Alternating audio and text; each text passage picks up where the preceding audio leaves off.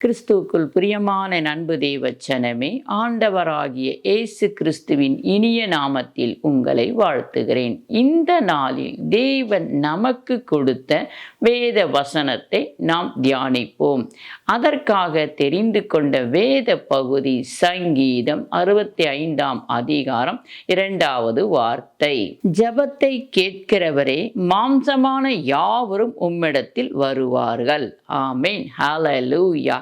ஆண்டவருக்கு இந்த இடத்துல தாவீது ராஜா ஒரு அழகான பெயரை வைக்கிறார்.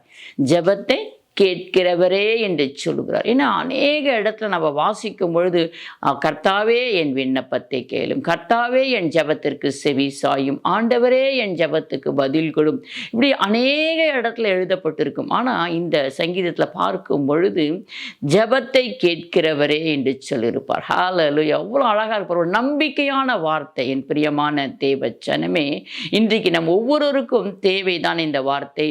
நம்பிக்கை நமக்கு முக்கியமாக தேவையில்லை. அதில் பாருங்க, அவர் நம்பிக்கையாக அழகாய் அறிக்கை பண்ணுகிறார்.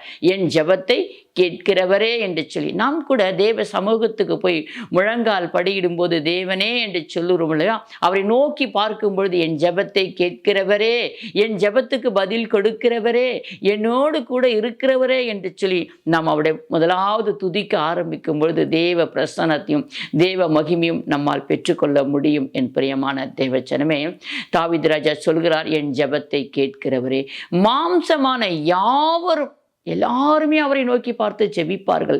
ஆனால் அதில் விசேஷமாக இருக்கிறது 2 காரியங்கள் இருக்கிறது. உண்மையாக தேவனை தேடி ஜெபிப்பவர்களும் இருக்காங்க, தன் தேவைக்காக தேவனை தேடி ஜெபிக்கிறவர்களும் இருக்காங்க, தன் தேவைக்காக தேவனை நோக்கி பார்த்து ஜெபிக்கிறவங்களும் இருக்காங்க. இந்த உலகத்தில் பார்த்தீங்கன்னா 2 காரியங்கள் அடங்கி இருக்கிறது. என் பிரியமான தேவச்சனமே, உண்மையாய் தேவனை தேடி அவரை நோக்கி பார்த்து ஜெபிக்கிறவர்கள். இந்த தாவீது ராஜாவுடைய ஜெபம் எப்படி இருந்துச்சுன்னா உண்மையாக இருந்தது. எல்லா நேரத்திலையும் எல்லா காலத்தில் எல்லா சூழ்நிலையிலும் அவர் உண்மையாய் தேவனை நோக்கி பார்த்து ஜெபித்திருக்கிறார், ஜெபித்து கொண்டிருந்தார் அவர்.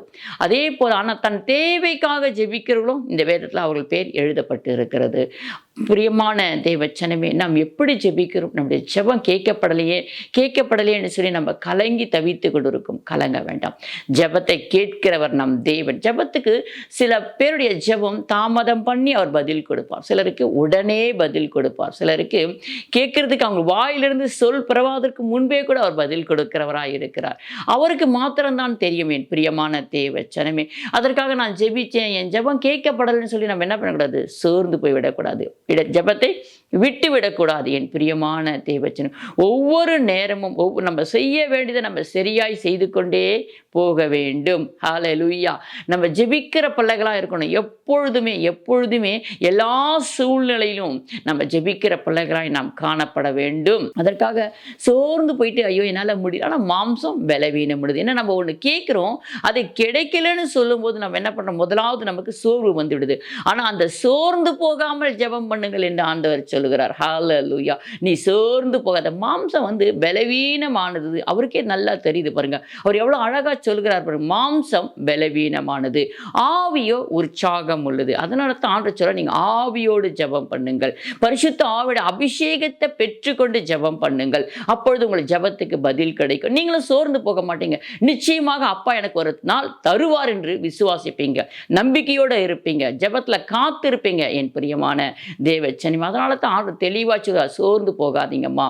அதற்காக அநேக எடுத்துக்காட்டுகளை நமக்கு தேவன் கொடுத்திருக்கிறார். லூக்கா 18ஆம் அதிகாரத்தில் பார்க்கும் பொழுது சோர்ந்து போகாமல் ஜெபம் பண்ணுங்கள் என்று சொல்லுகிறார். அதே தெசலோனிக்கேயர் 5:17 பார்க்கும் பொழுது இடைவிடாமல் ஜெபம் பண்ணுங்கள் என்று சொல்லியிருக்கிறார்.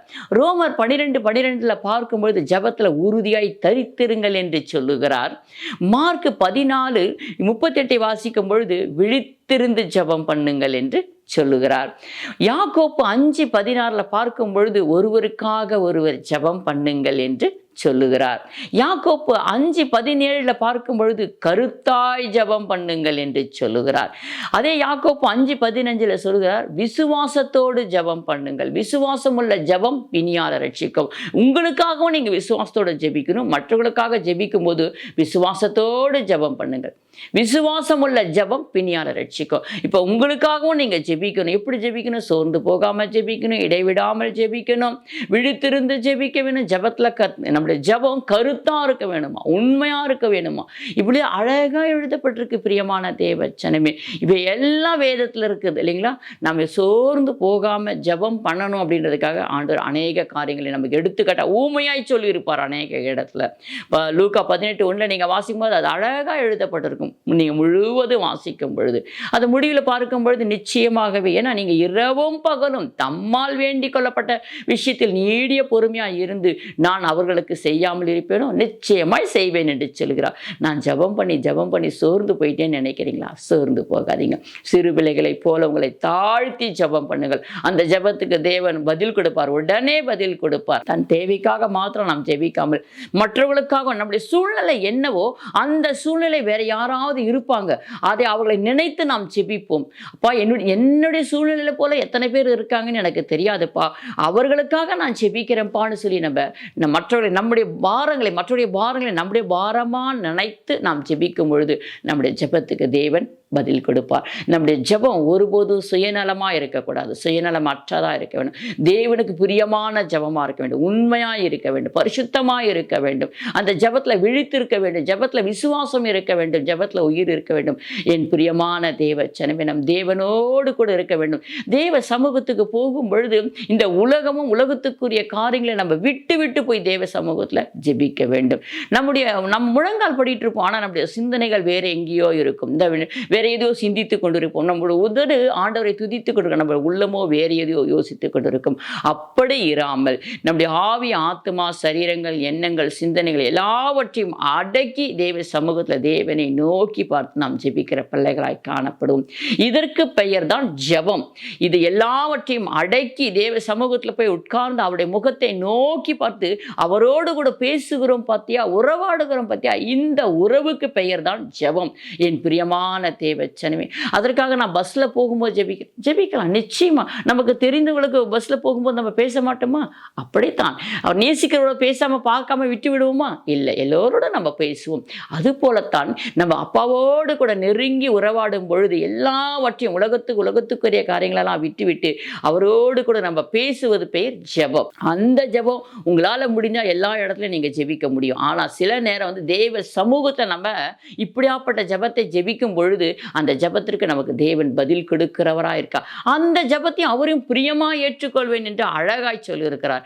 என் பிரியமான தேவச்சனமே, ஹல்லேலூயா. சோர்ந்து போகாம, எனக்கு எவ்வளோ பிரச்சனைகள் இருக்கிறது, போராட்டங்கள் இருக்கிறது, இதோ நான் இந்த கால வேளையில் கலங்கி நிற்கிறேன் என்று நினைக்கிறீர்களா? இந்த கலக்கத்திற்கெல்லாம் தேவன் ஒரு முடிவை கொடுப்பார். கவலைப்படாதீர்கள். கர்த்தர் சொல்லுகிற ஒவ்வொரு வார்த்தைக்கும் நீங்கள் செவி கொடுத்து பாருங்கள். நிச்சயமாகவே உங்கள் முடிவு சந்தோஷமான முடிவாக இருக்கும், சமாதானத்துக்கு ஏற்ற முடிவாக இருக்கும், ஒரு நிம்மதியான பதிலாக உங்களுக்கு வாழ்க்கையில் கர்த்தர் வாய்க்க செய்வார். என் பிரியமான தேவச்சனமே, அப்பா என்னால் முடியலையேன்னு சொல்லி நீங்கள் அவரை நோக்கி பார்க்கும்பொழுது அப்படியே விட்டு விடுவாரா? உலகத்துக்குரிய தாய் தகப்பன் இல்லை, அவர்களே இல்லை, வேற யாராவது கூட ஓடி வந்து நம்முடைய வாரத்தை சுமந்து கொள்கிறாங்க, ஜெபிக்கிறாங்க, பரிதாபப்படுகிறேன்னு சொன்னால் நம்மை தாயின் கருவிலிருந்து உண்டாக்கி உருவாக்கின தேவன் அவரை நோக்கி கூப்பிடும் பொழுது அவர் பதில் கொடுக்காமல் இருப்பாரா? நிச்சயமாக கொடுப்பார். காலம் தாமதிக்கிறார் என்று கலங்காதீர்கள், சோர்ந்து விடாதீர்கள். நிச்சயமாகவே உங்கள் நம்பிக்கை வீண் போகாது. கர்த்தருடைய சமூகத்தில் காத்திருக்கும் பொழுது அதற்கு பெரிதான பலனை அவர் கொடுப்பார், அவர் பெரிதான ஆசீர்வாதத்தை கொடுப்பார். தேவன் உங்களை கொண்டு ஏதோ ஒரு காரியத்தை செய்யத்தான் உங்களை வைத்திருக்கிறார். அதற்காக உங்களை நல்ல மோல்டு பண்றார். நீங்க புரிந்து கொள்ளுங்கள் என் பிரியமான தேவச்சனமே. அப்பா நான் இத்தனை வருஷமா போராடி கொண்டிருக்கிறேன் ஒரு காரியத்துக்காகன்னு சொல்லி கலங்குறீங்களா? கலங்காதீங்க. தேவன் உங்களை மோல்டு பண்ணுகிறார், ஏதோ உங்க வாழ்க்கையில செய்ய போகிறார், உங்களை கொண்டு பெரிய காரியங்களை செய்ய போகிறார் என்று சொல்லி நீங்கள் நினைத்து தேவ சமூகத்தில் காத்திருங்கள். என்னை கொண்டு, என் ஆவி, ஆத்துமா, சரீரத்தை கொண்டு நீங்கள் எதையோ செய்ய போகிறீர்கள் ஆண்டவரே, உங்களுடைய சித்தத்துக்கு என்னை ஒப்புக் கொடுக்கிறேன் அப்பா என்று சொல்லி ஒப்பு கொடுத்து விடுங்கள். அப்பொழுது நீங்கள் நிம்மதியாக இருக்க முடியும். உங்களுக்கு என்ன தேவையோ அதை தேவன் தர வல்லவராக இருக்கிறார். ஜபத்தில் தரித்திருந்து தான் அதை பெற்றுக்கொள்ள வேண்டும். ஏன்னா அவரிடத்திலிருந்து வருகிறதெல்லாம் பரிசுத்தமாக இருக்கும், உண்மையாக இருக்கும், அது நல்லதாகத்தான் இருக்கும். தீமையானது அவரிடத்திலிருந்து வருவதற்கு சான்ஸ் கிடையாது. அவர் நன்மையை மாத்திரமே செய்கிற தேவன், நன்மை செய்கிறவராகவே சுற்றி திரிகிற தேவன், நம்ம ஜெபத்தை கேட்கிற தேவன், நம்ம ஜெபத்தை புறம்பே தள்ளாத தேவன், நம்முடைய ஜெபத்துக்கு பதில் கொடுக்கிற தேவன். ஹல்லேலூயா. இப்படி சொல்லிக்கொண்டே போகலாம். அவரை பற்றி நாம் அழகானவர், அன்பானவர், நமக்கு தேவையானதிலே சந்திக்கிறவர். எல்லாரும் நம்மளை கைவிட்டால் அவர் ஒருபோதும் கைவிடாதவர். அவருடைய வலதுகரம் நம்மை அணைக்கும், அவருடைய இடதுகரம் நம்ம தலையின் மேல் வைத்து நம்மை ஆற்றி தேற்றுகிறவராய் இருக்கிறார். என் பிரியமான தேவச்சனமே, அப்பான்னு சொல்லி அவரை நோக்கி கூப்பிடுங்க. என் ஜெபத்தை கேளுங்கப்பா, என் ஜெபத்துக்கு செவி சாயுங்கப்பா, என்னால முடியலப்பான்னு சொல்லி நீங்க கூப்பிடுங்க. அந்த ஜெபத்துக்கு நிச்சயமாகவே பதில் இருக்கும். என் பிரியமான தேவச்சனமே, சோர்ந்து போகாதீர்கள். நாம் வேறொரு வேத பகுதியை வாசிப்போம். யோவான் 4ஆம் அதிகாரம் 24வது வார்த்தையை, தேவன் ஆவியாய் இருக்கிறார், அவரை தொழுது கொள்ளுகிறவர்கள் ஆவியோடும் உண்மையோடும் அவரை தொழுது கொள்ள வேண்டும். ஆமென். ஹல்லேலூயா. இதில் எவ்வளோ ஆவிக்குரிய அர்த்தங்கள் அடங்கியிருக்கிறது. பிரியமான தேவச்சனமே, தேவன் ஆவியா இருக்கிறார், அவரை தொழுது கொள்ளுங்கள் யாவரும் ஆவியோடும் உண்மையோடும் தான் அவரை தொழுது கொள்ள வேண்டும். ஏதோ எப்படியோ ஜெபம் பண்ண வேண்டிய நேரத்துக்கு போய் முழங்கால் படிட்டு ஏதோ நமக்கு தெரிஞ்சதெல்லாம் சொல்லிட்டு வந்துட்டோம்னா இல்லை.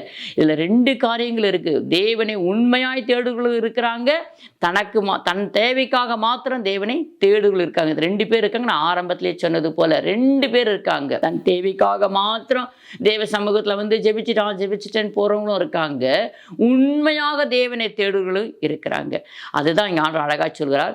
தேவனை தேடுகள் எப்படி இருக்க வேண்டும் என்று சொல்லி இந்த இடத்துல அழகாய் சொல்கிறார் பாருங்க.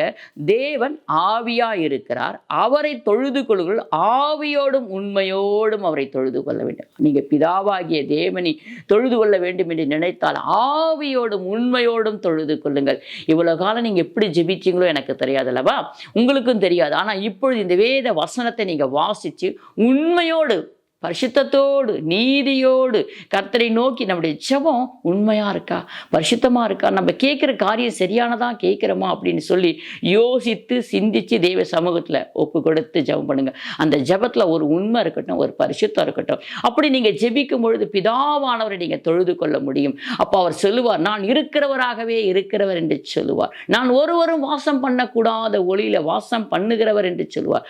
என்னை ஒருவரும் ஒருபோதும் கண்டதில்லை என்று சொல்லி தேவன் அழகாய் சொல்லுவார். உங்களோடு கூட அவர் பேச ஆரம்பிப்பார். என் பிரியமான தேவச்சனமே, அவருடைய நாமம் என்ன என்பதை உங்களுக்கு தெரியப்படுத்துவார். ஏன்னா அநேக பேருக்கு தன்னுடைய நாமம் என்ன என்பதை அவர் வெளிப்படுத்தி இருக்கிறார். அதே போல உங்களுக்கும் அவருடைய நாமம் என்ன என்பதை அவர் வெளிப்படுத்தி உங்களோடு கூட பேசுவார், உங்களோடு கூட இடைப்படுவார். எப்போ இடைப்படுவார்? உண்மையாக பரிசுத்தமாக நாம் தேவனை தொழுது கொள்ளும் பொழுது. ஹல்லேலூயா. அப்படி நீங்க ஜெபிச்சு பாருங்க, ஆவியில நிரம்பி நீங்க ஜெபிச்சு பாருங்க. ஆண்டவர் உங்களோடு கூட பேசுற சத்தத்தை நீங்க கேட்க உங்களால முடியும். ஒவ்வொரு தடமும் அவர் உங்களை திடப்படுத்தி உங்களுடைய இன்னும் நீங்க கேட்டுக்கொண்டிருக்கீங்களோ அந்த காரியத்தை அவர் உங்களுக்கு கொடுப்பார். ஆபிரகாமுக்கு கொடுக்கலையா, ஈசாக்குக்கு கொடுக்கலையா, அதை போல உங்களுக்கும் கொடுப்பார். என் பிரியமான தேவச்சனமே, நம்ம அப்படி முடியாதது, தேவனால முடியாத காரியம் ஒன்றுமில்லை, அவரால் முடியாத காரியம் நம்ம ஒண்ணுமே கேட்க போறது இல்லை. நமக்கு தேவையானதை தான் நம்ம கேட்க போறோம். அப்பா நிச்சயமாகவே கொடுப்பார். உங்க சூழ்நிலையை மாற்றி போடுவார். ஜெபத்துல தரித்திருங்க, உறுதியா பிடித்து கொள்ளுங்க, இடைவிடாமல் ஜெபம் பண்ணுங்கள், கருத்தாய் ஜெபம் பண்ணுங்க. நம்முடைய ஜெபம் கருத்தா இருக்குதான்னு பாருங்க. அப்படி கருத்தா நீங்க ஜெபம் பண்ணி பாருங்க, கர்த்தர் உங்க ஜெபத்துக்கு பதில் கொடுப்பார். வேறொரு வேத பகுதியை நாம் வாசிப்போம். மத்தேயு 21ஆம் அதிகாரம் 22வது வார்த்தையை, மேலும் நீங்கள் விசுவாசம் உள்ளவர்களாய் ஜெபத்திலே எவைகளை கேட்பீர்களோ அவைகளை எல்லாம் பெறுவீர்கள் என்றார். அழகா சொல்கிற பாருங்க இந்த இடத்துல. மேலும் அதுக்கு மேல நீங்க எல்லாம் வாசிச்சுட்டு வந்தீங்கன்னா உங்களுக்கு அழகாய் தெரியும்.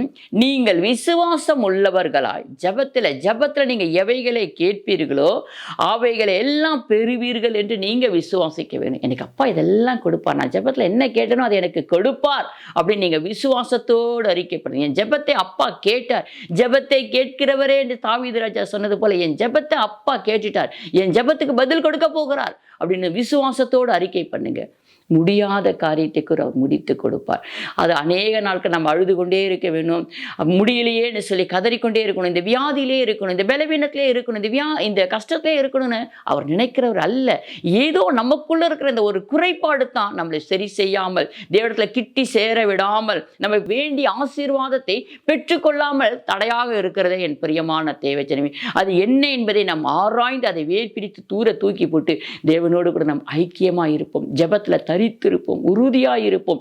அப்பா எனக்கு செய்வார்னு சொல்லி நம்பிக்கையாய் இருப்போம். அப்பொழுது நாம் பெற்றுக்கொள்ள முடியும். ஹல்லேலூயா.